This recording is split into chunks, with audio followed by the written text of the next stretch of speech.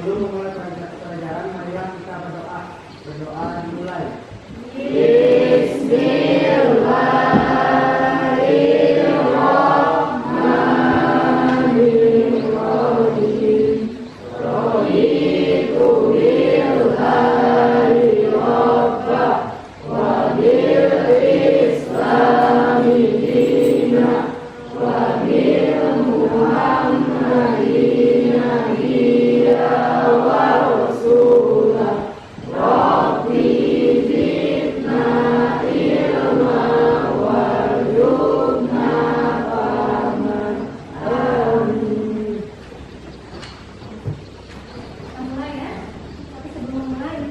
Bertanya, siapa yang masih ingat materi kita di pertemuan sebelumnya?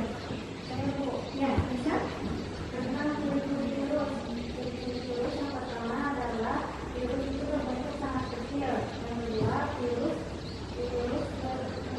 virus memiliki asam nukleat yang berupa RNA ataupun DNA. Yang ketiga, virus dapat berkembang biak ketika dia sudah menempel pada sekitar habis ya. Sekarang Ibu ingin menampilkan sebuah gambar. Kalian perhatikan gambar ini ya. Ya.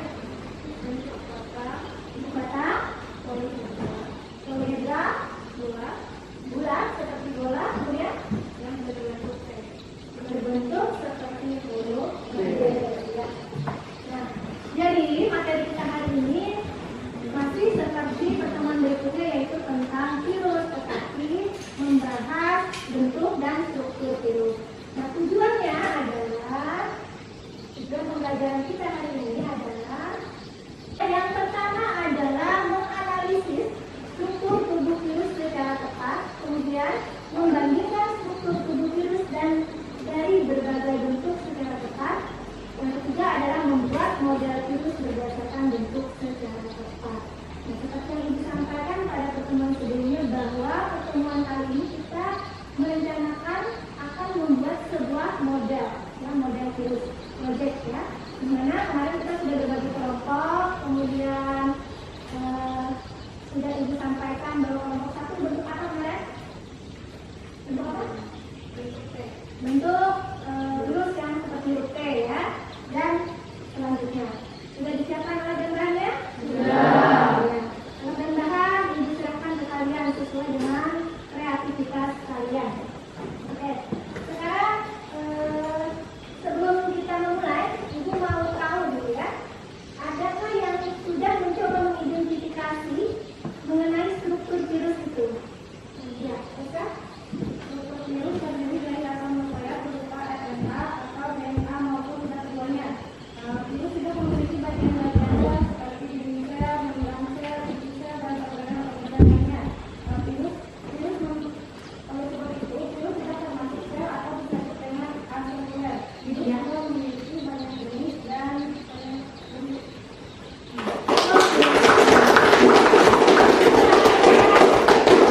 tidak ada temannya yang mencoba mengidentifikasi. Nah, hari ini kita melakukan proyeknya, mencoba membuatnya, kemudian kita menganalisanya, menentukan bentuknya tadi apa saja bagian-bagiannya dan apa saja fungsinya. Bisa melalui buku atau literatur buku ataupun dari internet ya, bisa menggunakan HP. Silakan HP-nya digunakan untuk mencari atau menganalisis datanya. Nah, kita mulai saja sekarang. Silakan alat dan bahan dipersiapkan di atas meja ya. Ibu mau lihat. Ya, siapkan alat dan bahannya di atas meja. Sekarang Ibu bagikan lembar kerjanya. Ya, lembar kerjanya. Jadi nanti apa yang Anda lakukan dituangkan di lembar kerja ini. Ya, baik itu alat dan bahannya, tuliskan, kemudian cara kerjanya bagaimana. Ya, kemudian analisis bentuknya dan bagian-bagiannya itu juga kalian tulis di lembar kerja. Silahkan mulai berdiskusi dan proyeknya sudah dikerjakan. Ya, dikerjakan dengan berkelompok supaya cepat selesai. Dengan kerjasama yang baik. Semangat. Kerja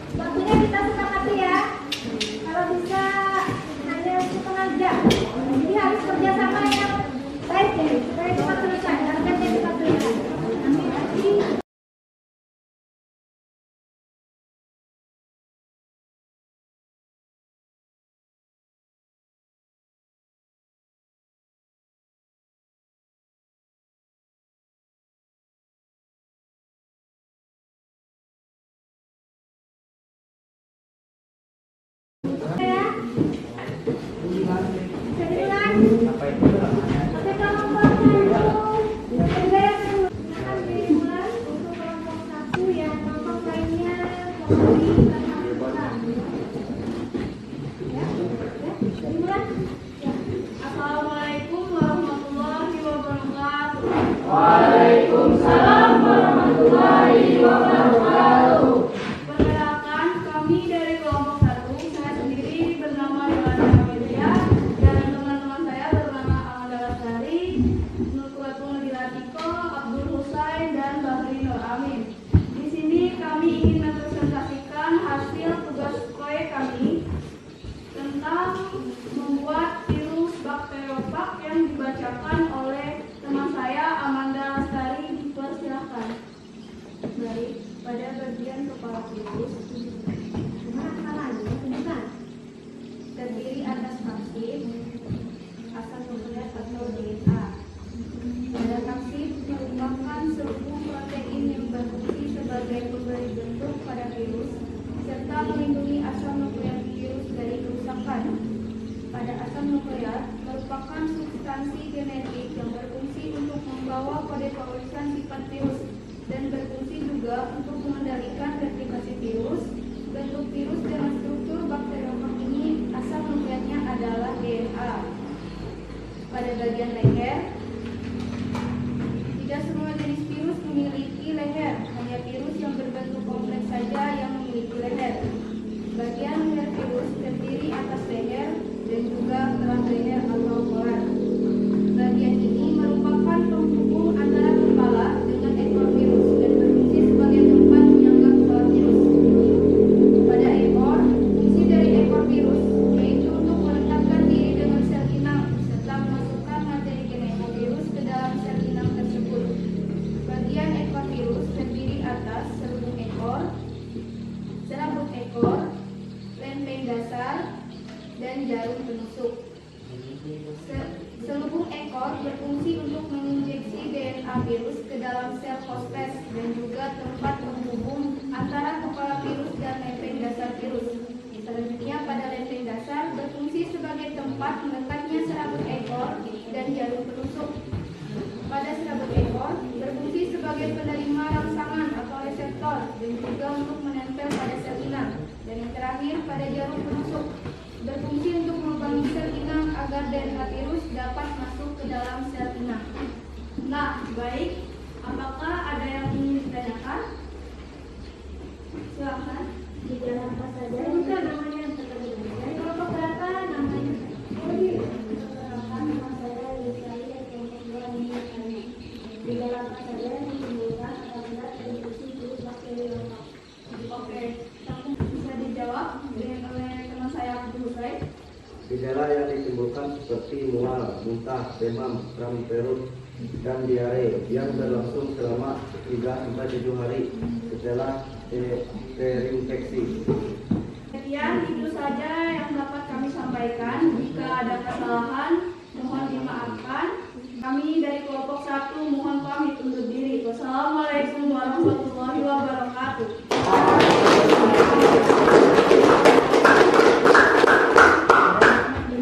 Jadi kelompok 1 sudah memaparkan proyeknya, kemudian menjelaskan bagian-bagiannya tentang teknologi.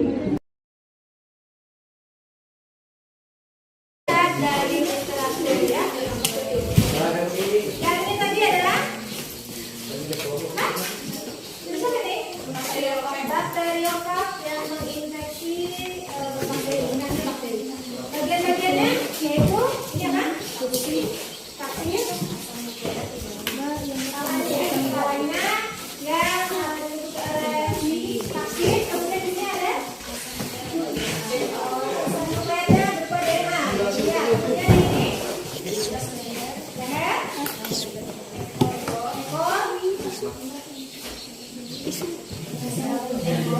ekornya, ya. Kemudian ada jarum. Kalau dilihat, ini kan berbeda-beda ya.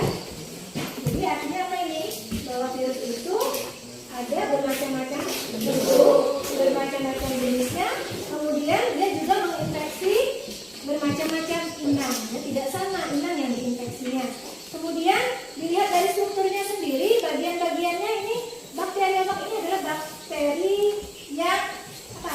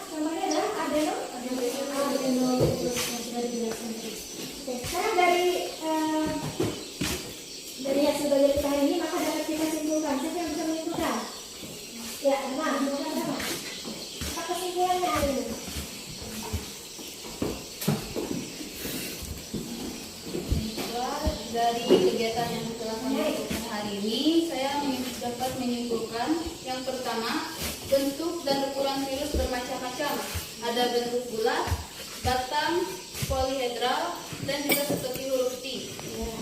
Yang kedua, masing-masing virus menyerang sel hidup atau inang yang berbeda-beda dengan penyakit yang berbeda-beda pula.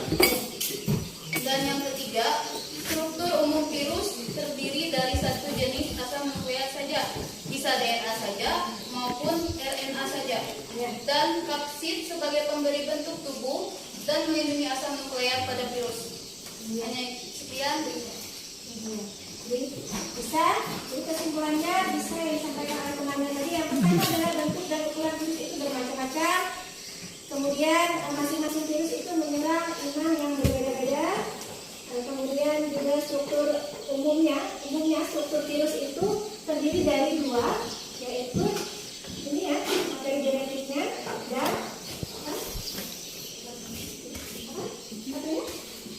yaitu adalah materi genetiknya dan kapsid ya. Jadi kapsid ini yang paling sederhana, mungkin ini yang paling sederhana ya. Oke, jadi sudah dibacakan kesimpulannya. Ya, terima kasih atas kerjasamanya hari ini. Ibu berikan aplaus untuk hasil yang sudah dikerjakan.